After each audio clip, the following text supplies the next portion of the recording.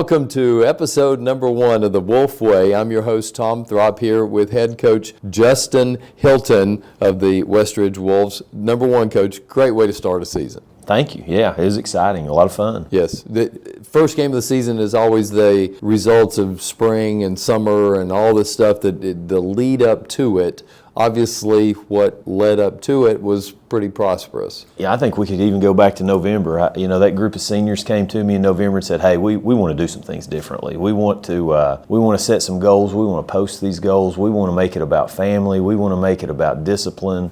We want to make it about togetherness. We want this to be a team. And, they really laid the foundation for what I feel like happened Friday and we hope continues to happen. But they had a vision. And when you get 16 and 17 and 18-year-olds with a vision, it's a powerful thing. And they believed in it. And so from November until the end of August right there, that's what they were striving for. Yeah, that's wonderful. And having leadership with your seniors that are willing to be leaders is also a major factor. Absolutely. And, you got guys with different roles. Some are more action-led. Some are more vocal. Some are just encouragers behind the scene. And it's a nice blend that these guys, they kind of fit each other. Yes. It's been a pleasure to be around them. Obviously. And I know it's always talked about, you've got weight room, you've got running, you've got handling the ball, you've got all the different responsibilities that each individual player has to then bring it together as a team. And Friday night, the fruition was the score was 30-13 with the big win. But obviously for you, you've seen that growing since November. Yeah, and I'll take this back to 1995. My head coach was Mark Smith. He would preach to us. Extraordinary things can happen when you've got a group of individuals who truly want the guy next to them to do as well or better than they do. Yes. It still rings true. Yeah. And again, to know that you guys not only bought into it, but sort of initiated that to you, that's huge. Absolutely. Every season is a blank slate. Every season is that group of seniors team. Yeah. And they've taken a hold of it, and that's what they want their team to be. That's wonderful. Let's talk a little bit about specifics of the game Friday night. Again, it's a 30-13 victory over Tennessee High, a very good Tennessee High team that last year was very physical with the Wolves and came out with the victory. The coin was flipped a little bit this week. I think that, again, we'll go back to November with the weight room, but the offensive line, you can't talk about Friday without talking about our offensive line, and those guys were extremely physical. Coach Wampler did a great job of pointing out to them, look at what happened last year. We don't want a repeat of that. Think about how hard you've worked. And then on Sunday, he cut the film on. He said, let's look at a clip from last year and a clip from this year. And great teaching point, especially for the freshmen that were in there to show them, say, this is what you want to get to. This is what you want to build to, and this is why we do it. Right.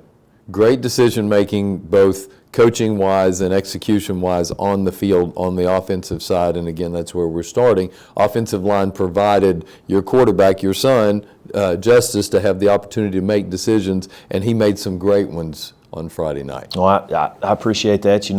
Had a really good drive started on that first drive. Yes. It ended with a fumble and a return for a touchdown for them. And when adversity hits, again, those things you talk about, you want to see how everybody reacts. Well, the way that our guys reacted was, I was proud of Justice for not hanging his head, but one of the reasons he didn't hang his head is because he had a group of teammates surround him and say, hey, we got this. Yeah. We got this. And you saw that confidence be instilled in a young player by a group of leaders. And, as we moved through the game, you could see we continued to grow in confidence. And that's what great teammates do. They build each other up when it's tough, and they push each other when they need it. And that's kind of what happened. And it happened efficiently and not another mistake during the course of the game. And not that was a mistake. It was a good defensive play to both jar the ball loose and then pick it up and go with it. The offense itself was something that, again, I use the word efficiency because it was efficient. It was powerful. The speed was utilized. Strength was utilized. Deception was utilized. Decisions was utilized. And that's probably bad English somewhere in there, but it's okay. The point is, it worked really well Friday. It did, and if you look at the first quarter, we ran 25 offensive plays to their 5. Yeah. When you can control the clock like that, your offensive line's doing something right. And we can talk about those guys. If Kingston McConnell, Cal Tatum, Morgan Thornton, Ethan Iacino, Nathan Arnold, those guys were paving the way. Ethan Amick ran extremely hard. I thought our wings, our slots blocked well. Orlando, Dayton Brown, Brody Fields, all those guys. And then what nobody sees, though, the touchdown blocks that are being sprung are by those outside receivers, Caleb Mabb and Jackson Price. Yes. I'm sure they would like us to throw it to them 30 times a game, but they have bought into blocking being just another part of what they're going to do. And it did. They were efficient, and it was effective. Absolutely. The defense also played extraordinarily well, swarming to the ball. It seemed the touchdown that Tennessee High's offense scored was really about, to me, the only play that there were not a lot of Wolves around to make a tackle. We had a few chances to make a tackle, just didn't on that particular play. Give their player credit, and our guys had one play that you kind of look at and go, okay, we could have done better on that one. But defensively, we were strong, physical, multiple guys to the ball, and made tackles when it had to be. I hope you noticed when you were calling names from the press box, it was a lot of different names. Yes. I thought Caden Duke and Tanner Mims at defensive tackle did a great job controlling the line of scrimmage. When they tried to break contain, Hayden Music and Ronnie Smith were excellent tacklers. Our three linebackers, Sam Perry was all over the place. Yeah.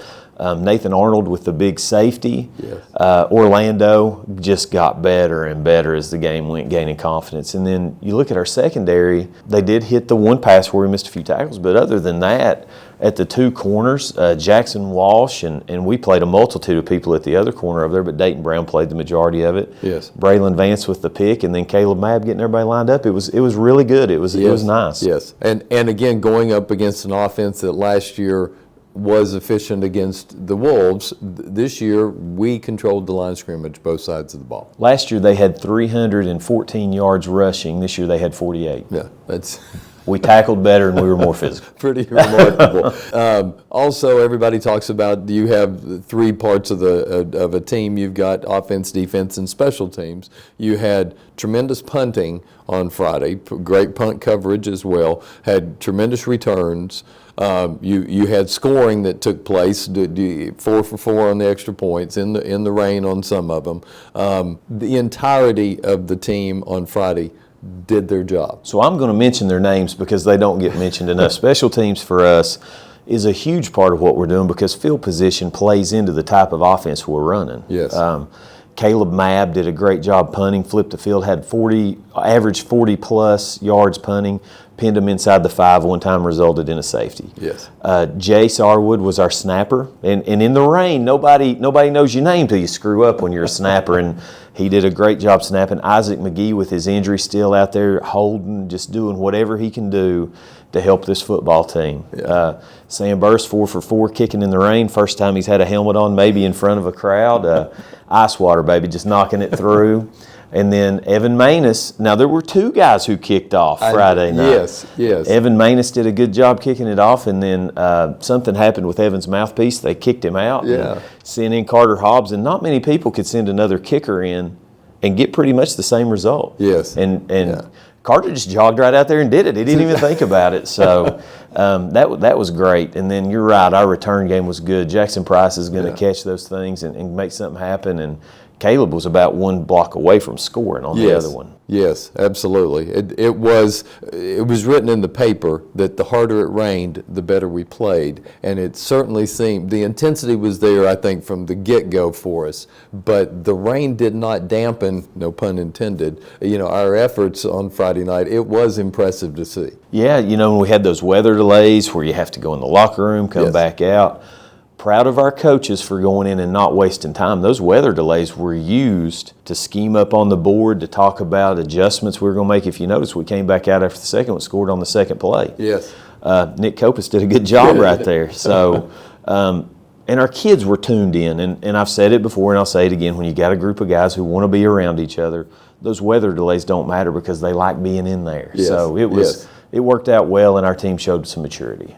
Again, on the Wolf Way here, we look to this week coming up. We go on the road, which we're going to do a lot this year. We've got 6 road games versus 4 home games and 3 still to go. So many times it's talked about in sports that the biggest level of improvement is from between the first and second game. We've got David Crockett on the road come Friday night, good football team that we've got to go in there and get ready to play with. We're going to improve, but they're going to improve too. Sure.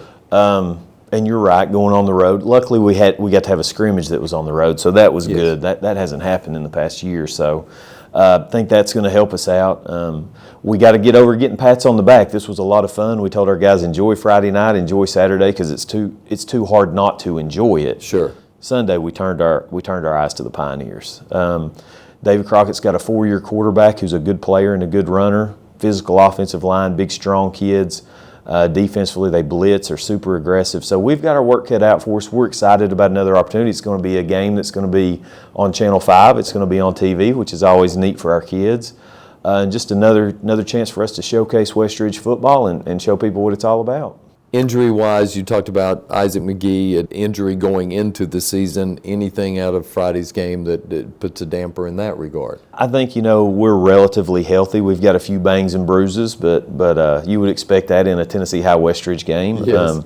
But I think everybody is scheduled to play Friday, so I think we're going to be good. That's wonderful. A great showing, great crowd support. You talked about it when you all went in for the rain delays, the crowd had to go to their cars and get out of the way, and it was still a great crowd. It was pretty neat. The folks who could see from their cars when we'd score, you'd hear the horns honking, so they were either watching it on their phone on YouTube or they could see the lights flashing. I don't know, but our community was hungry for what happened. Our team was hungry for what happened. Can't tell you how many people have reached out and just talked about how excited they are about the season moving forward. And Westridge community has supported us since day one, and we want to do our part to give back to them. Well, great showing Friday night, an exciting time, and the camaraderie, the teammate-ness of your team definitely showed. How about Dr. Leo having a carnival going on up there to get the stage set? I mean, it's a great place to be on Friday night, and if nobody's ever done it, they need to get out there. And Graham Clark used to say it, where do you see so many young people trying to be great? I think that's an excellent quote. Absolutely. And I'll say it's not just the young people. Our faculty is out there before the games. It is a true community, and we want everybody to be a part of it. Absolutely. We invite you to come out. And again, this Friday we're going to be on the road against David Crockett. We'll be back next week to talk about it on the Wolf Way. Coach, thank you. Congratulations. That's the last pat on the back for last week. We're ready for this week. Go get them. Thank you. Yes, sir. We'll see you next week right here on the Wolf Way.